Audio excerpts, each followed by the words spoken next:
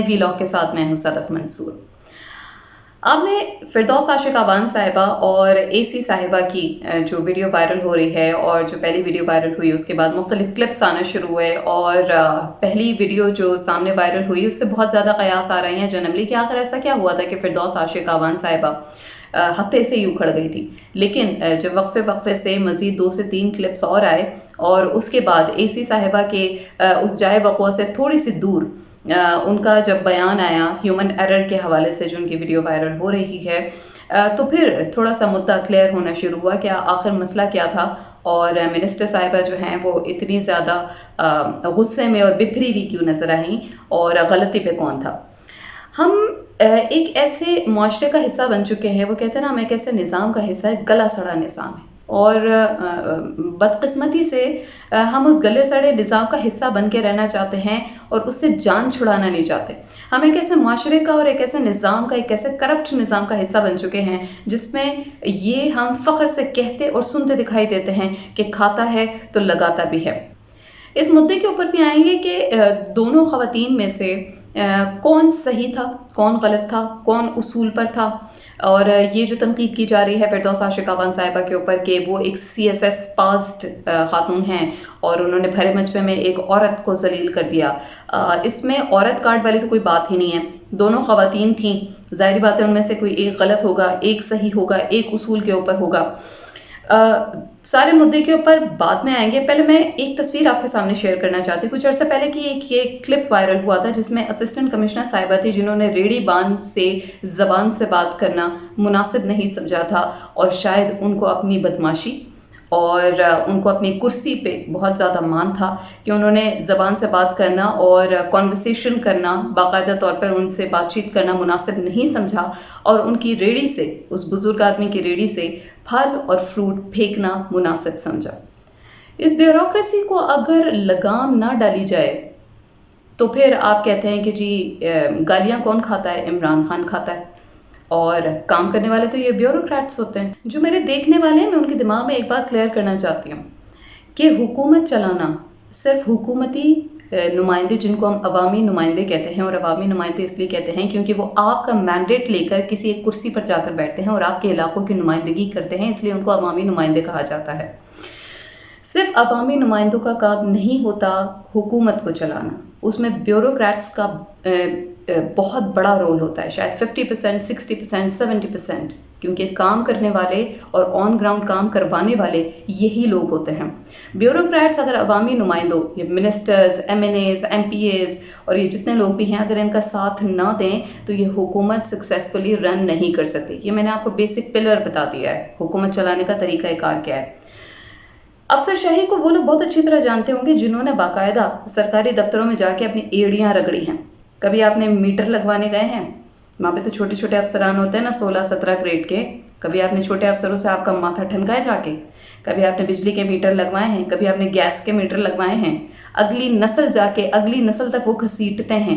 क्या अफसरशाही के साथ आपका टकराव नहीं होता? क्या आप नहीं जानते कि पाकिस्तान में जो गवर्नमेंट ऑफिस में बैठे हुए ऑफिसर्स हैं वो किस तरीके से बाहर से आने वाले जो नॉन गवर्नमेंट एम्प्लॉयज़ होते हैं, नॉन गवर्नमेंट जो लोग होते हैं, उनके साथ क्या रवैया इख्तियार किया जाता है। जिन लोगों ने भुगता होगा वो यकीनी तौर पर मेरी इस बात से इत्तफाक करेंगे कि अफसरशाही ने और ब्यूरोक्रेसी ने जितना पाकिस्तान का बेड़ा गर्क किया है, इमरान खान इसी बात का तो रोना रोता है कि जब अयूब का दौर था उस टाइम ब्यूरोक्रेसी कितनी ज़्यादा हमारी पीक के ऊपर थी। एक और मिसाल मैं आपके सामने रखती हूँ। आपने इस हुकूमत में आने के बाद आपने बहुत ज़्यादा करप्शन का शोर और वावेला सुना होगा। अब मैं आपको उसकी एक एग्जांपल, यहाँ पे एक प्रैक्टिकल एग्जांपल देती हूँ कि जब अफसरान सर्विस में आते हैं और उनके खिलाफ अगर नैब हरकत में आ जाती है, वैसे तो आपने देखा होगा मेरे ख्याल से शुरू के 90 दिन की इस हुकूमत की कारकर्दगी में से एक अदद मोटिव ये भी था कि जितने भी 90 दिन के अंदर करप्शन हम रोक सकते हैं हम रोकेंगे। तो आपको याद होगा कि शुरू के दिनों में ब्यूरोक्रेट्स के ऊपर हाथ डाला गया था और इन्होंने हड़ताल कर दी थी, मुश्तरका तौर पर ताले लगा दिए गए थे। सिर्फ इक्का दुक्का ब्यूरोक्रेट्स ऐसे थे जिन्होंने उस वक्त तनदहीद से अपना काम किया था। तो मैं उस दौरान के बाद जो ये नैब ने केसेस खोले, मैं उसके हवाले से एक खबर आपको देती चलूं कि जब ये अफसरान के ऊपर हाथ डाला जाता है ना तो ये तिलमिला उठते हैं। एक दूसरे का साथ देने लगते हैं, क्योंकि इन्हें पता होता है कि इस तरह की सारी चोरियों चकारियों में अगर मैं उसका साथ दूंगा तो बुरे वक्त में वो मेरा साथ देगा। अब ये आपके सामने खबर है, ये सिर्फ मैं आपको एक सूबे की खबर दे रही हूँ जिसमें 494 अफसरान ने प्ली बार्गेन की और आज भी अपने ओहदों पर कायम है। इससे ज्यादा बदकिस्मती हमारे मुल्क की क्या हो सकती है कि तुम करप्शन करो अरबों की, कुछ लाख या कुछ करोड़ देकर तुम लोग प्ली बार्गेन करो और वापस आ जाओ इस उन्हीं ओहदों के ऊपर जिन ओहदों के ऊपर तुम काम कर रहे थे, ताकि तुमने जो प्ली बार्गेन के पैसे दिए हैं वो उनको आके दोबारा रिकवर कर दो। हमारे मुल्क का कानून इतना ज्यादा घिसा पिटा हो चुका है, जब कानून के ऊपर हाथ डालने लगो तो अदलिया को चोट पहुंचती है। जिस ओहदे के ऊपर हाथ डालो, जिस डिपार्टमेंट के ऊपर हाथ डालो, वहां पे कोई ना कोई मसला खड़ा हो जाता है। मामला शुरू किए जाएं तो खत्म नहीं हो पाते, क्योंकि यहाँ पे गठजोड़ और माफिया बहुत सारे इकट्ठे हुए हैं। अब कुछ बात कर लेते हैं कि जो पहली वीडियो वायरल हुई थी उसके मैंने कुछ डायलॉग्स लिखे थे और थे बड़े इंटरेस्टिंग, और मैं ये देख रही थी कि वावेला आखिर हुआ है तो हुआ क्यों है। फिरदौस आशिक अवान साहिबा पूछती हैं एसी साहिबा से फल खराब क्यों हैं। एसी साहिबा फरमाती हैं धूप की वजह से खराब हो गए। फिरदौस आशिक अवान साहिबा का कहना था कि क्वालिटी चेक करना किसकी जिम्मेदारी है। एसी साहिबा ने फरमाया अगर अच्छे फ्रूट देखने हैं तो वहां जाकर देखें, वहां सरकारी स्टॉल्स मौजूद है।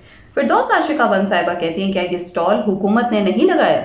क्या आवाम को इन ठगों के दरमियान छोड़ दें या उनके सहारे छोड़ दें? आपका काम है चेक करना, आपको इस चीज की तनख्वाह मिलती है। आप लोगों की नाअहली की वजह से हुकूमत गंदी होती है। मैं यहाँ आकर आपको ढूंढती रही, आप मुझे बहुत ज़्यादा मुश्किल से मिली हैं। अब मैं यहाँ पे एक अदद स्टेटमेंट और रहती है, मैं उससे पहले यहाँ पर बात रोक देती हूँ। इन्होंने जो फिरदौस आशिक अवान साहिबा ने फरमाया कि मैं आपको बहुत देर से ढूंढती रही और आप मुझे बड़ी मुश्किल से मिली हैं, तो हुआ कुछ यूँ था कि ये प्लान्ड विजिट था। एक दिन पहले यानी 24 घंटे पहले सबको पता था कि फिरदौस आशिक अवान साहिबा ने रमज़ान बाजार का दौरा करना है। दौरा करने का ये मतलब था जब कॉन्फर्मेशन होती है तो बाकायदा तौर पर नोटिफिकेशंस इशू किए जाते हैं। एसी साहिबा को भी पता था, ये उनकी जिम्मेदारी थी। वही वाली बात कि आपको तनख्वाह मिलती है, इस बात की आपको मेक श्योर करना होता है कि आपको एट द स्पॉट पहुंचना था। फिरदौस आशिक अवान साहिबा वहां पर पहुंच जाती हैं। मीडिया को भी इन्फॉर्म किया गया था, गवर्नमेंट ऑफिसर्स को भी इन्फॉर्म किया गया था। जब फिरदौस साहिबा वहां पर पहुंचती हैं तो एसी साहिबा अपनी गाड़ी में एसी लगाकर बैठी हुई थी। क्या उनका ये काम नहीं था?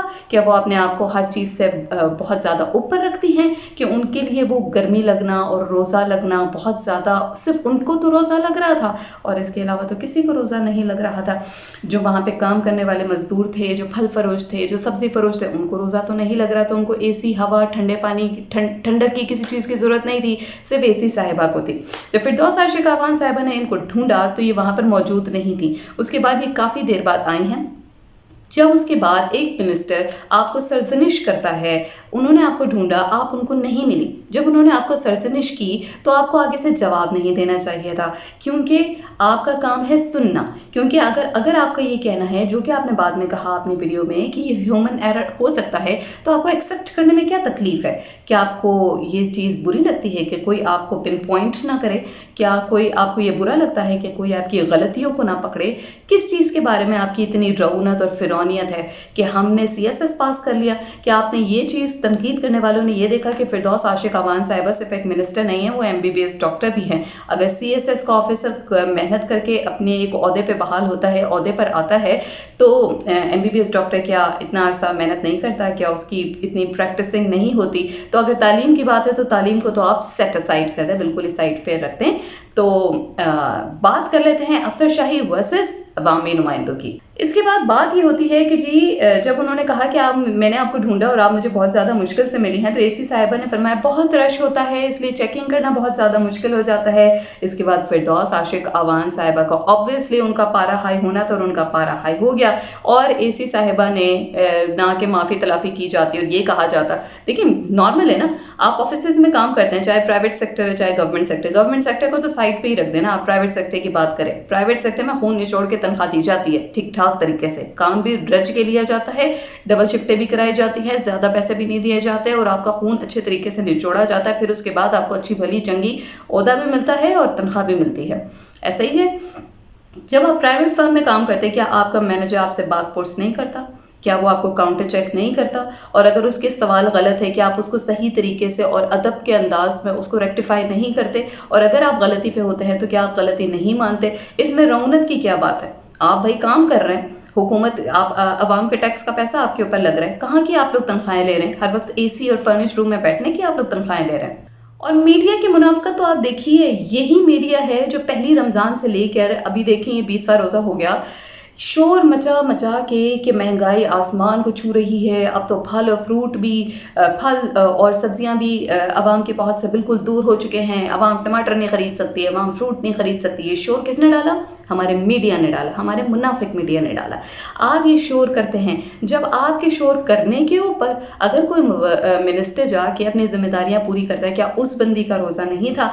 अगर वो जाके अपनी जिम्मेदारियां पूरी करती हैं और जो उसकी जिम्मेदारी पे जिसको काउंटर चेक करना बनता है, जब उनसे सवाल जवाब किया जाता है, तो यही मुनाफिक मीडिया कूद कर बीच में आ जाता है और उनके फेवर के अंदर और इनके अगेंस्ट बहुत ज्यादा आपके टॉक शोज होना शुरू हो जाते हैं। अरे भाई, कोई तो एंगल पकड़ो, कोई तो किनारा पकड़ो, कहीं से तो तुम्हारी मुनाफकत का पोल खुले।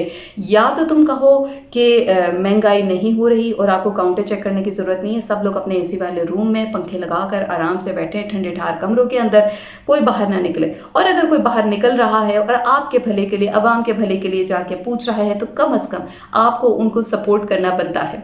हाँ, ये हो सकता है कि उन्होंने थोड़ा सा शायद ज्यादा हार्श हो गई, तो ऑब्वियसली वही वाली बात कि जिस पे बीते वो जाने। जो वहाँ की सिचुएशन थी, हो सकता है उन्होंने उसके हिसाब से सही रिस्पॉन्ड किया और काफी हद तक लग भी रहा है। अगर आपको 3-4 वीडियोस जितनी भी अगर उनको उठा के देखे तो आपको पता चल जाएगा कि मेरे ख्याल से उनका जो रिस्पॉन्स था वो काफी हद तक बचा था।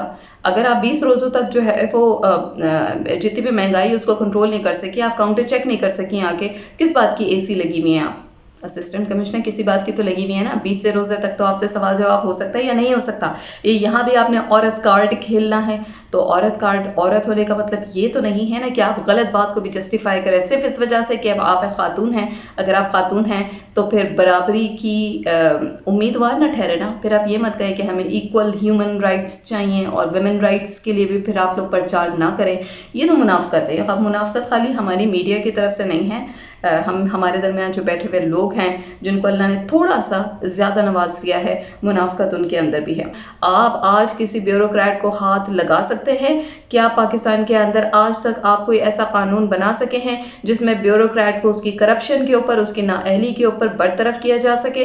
कतई नहीं। आप 2-3 चक्कर लगाइए अपने काम के सिलसिले में, अपनी फाइल पकड़िए और इन अफसरों के जूते ये जब तक आपको अच्छी तरह चटवाएंगे नहीं, इनका आपकी फाइल आगे घूमेगी नहीं जब तक उसके अंदर कुछ कायदे आजम ना डले हुए हों अंदर। ये तो सारी हमने आपको अफसरशाही, ब्यूरोक्रेसी और पाकिस्तान में जितना भी गंदा निज़ाम है उसके ऊपर हमने बात कर ली। फिरदौस आशिक अवान साहिबा की वीडियो के हवाले से भी हमने बात की कि आखिर उन्होंने बात ऐसी की है, क्या की थी कि जिसकी वजह से इतना ज़्यादा माहौल गर्म हो गया।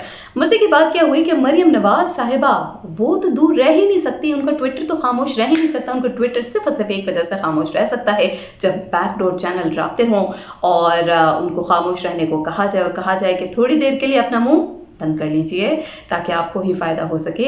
लेकिन आजकल मामला थोड़े से ऊपर और नीचे जा रहे हैं, जिसकी वजह से उनका ट्विटर दोबारा से हलचल मचा चुका है और मरियम नवाज साहिबा दोबारा इस मैटर के दरमियान कूदी हैं और उनका ये कहना ये था कि अपनी नाकामी और बदतरीन कारकर्दगी का गुस्सा सरकारी अफसरान पर निकालना फिरौनियत है और रमजान बाजारों में गैर मेयारी महंगी अशिया हुकूमती नालायकी का मुंह बोलता सबूत है। सरकारी अफसरान आपके जाती मुलाजिम नहीं। सियालकोट के रमजान बाजार में खातून असिस्टेंट कमिश्नर सोनिया सदफ के साथ होने वाला सलूक काबिल मजम्मत है। जी हाँ, बिल्कुल ये वही मरियम नवाज साहिबा का है, मरियम सफदर साहिबा का है। मरियम सफदर साहिबा कहना ज़्यादा बेहतर होगा, अपने शौहर के नाम से अगर खातून पहचानी जाए तो बहुत अच्छा लगता है। मरियम सफदर साहिबा ये वही हैं, आपको याद होगा नैब की पेशी के दौरान एक एसपी साहिबा थी जिन्होंने झुककर इनके लिए पेन उठा कर दिया था, तो वो सलूट भूल चुकी हैं। एक पेशी पे आई हुई खातून को एक एसपी का सलूट, यहाँ पे आपको अफसरशाही और यहाँ पे काबिल मजम्मत होना आपको याद नहीं आया कि आप एक सरकारी ऑफिसर से सलूट करवा रही हैं। फिर चीफ सेक्रेटरी साहब की बात कर लेते हैं कि जी चीफ सेक्रेटरी साहब ने फिरदौस आशिक अवान साहिबा का जो ये एक्ट था उसकी उन्होंने पुरजोर मजम्मत की है कि जी आपको ऐसी खातून असिस्टेंट कमिश्नर के साथ ये रवैया अपनाना नहीं चाहिए था। तो ये चीफ सेक्रेटरी साहब तब कब कहाँ पे खामोश थे, तब कहाँ पे गुमसुम थे और किन वादियों में घूम रहे थे जब इनको ये नहीं पता चला कि राना सनाउल्लाह साहब ने किस तरह खुली धमकियां दी थी इन्हीं ब्यूरोक्रेट्स को, और उन्होंने किस तरह की धमकियां दी थी कि तुमने भी यहीं रहना है और तुम्हारी आल औलाद ने भी यहीं रहना है, तो तुम ध्यान में रखो। ये धमकियां और हाथ उठा उठा के धमकियां जब राना सनाउल्लाह ने दी थी तब चीफ सेक्रेटरी को ख्याल नहीं आया था कि उसमें खातून असिस्टेंट कमिश्नर्स भी हो सकती हैं, उसमें male assistant commissioners deputy commissioners भी हो सकते हैं। वो किसको धमकियां लगा रहे थे। वैसे राना सनाउल्लाह के बयान के हवाले से मेरा दिल था कि मैं एक वीडियो करूं, लेकिन उनका वो कहते हैं ना किसियानी बिल्ली खंबा नोचे, लेकिन जब आप बयान दें तो क्या कहते हैं मीडिया एंकर्स तो वैसी आपके पालतू हैं, तो वो तो इस तरह हलक से आवाज़ नहीं निकालेंगे। लेकिन हाँ, जब सही बात होगी तो यही जो आपके पिट्ठू हैं और जो मुख्तलिफ इदारों में बैठे हुए हैं और हुकूमत की अच्छी बातों को भी नेगेटिव बनाकर पेश करते हैं, तो जाहिर बात है उस टाइम तो बहुत कुछ हलाल करने का वक्त आ गया होता है ना। उस्मान बुज़दार के पीछे और पंजाब गवर्नमेंट के पीछे तो ये लोग हाथ धो के पड़े हुए ना। इनको पंजाब हुकूमत तो बिल्कुल भी सूट करती, मुस्लिम लीग नून को किसी भी सूरत इनको इनके दिल को लगती ही नहीं। ये चाहते हैं कि बस या तो हमजा शहबाज या शहबाज शरीफ उस कुर्सी पर आकर बैठ जाए, उसके अलावा इनको कोई काबिल कबूल नहीं, कोई अच्छा काम कर नहीं सकता। इधर हुकूमत ने बयान दिया और इधर हुकूमत के बयान के बाद फ़ौरन एहसन इकबाल साहब हो, मरियम नवाज हो, ये इनके जितने चमचे खर्चे हैं वो आ जाते हैं और उनको हर बात, हुकूमत की तो सारी बातें गलत होती हैं। ठीक है, आप कुछ अफसरशाही के हवाले से बात करते हैं। शहबाज शरीफ का नाम तो रह गया। शहबाज शरीफ की आपको कुछ तस्वीर याद होंगी कि जिस टाइम वो डांट रहे थे कुछ सामने खड़े पुलिस एहलकारों, तो कुछ पुलिस ऑफिसर्स जो थे वो हाथ बांधे और नजरें झुकाए कैसे उनके सामने खड़े थे गुलामों की तरह।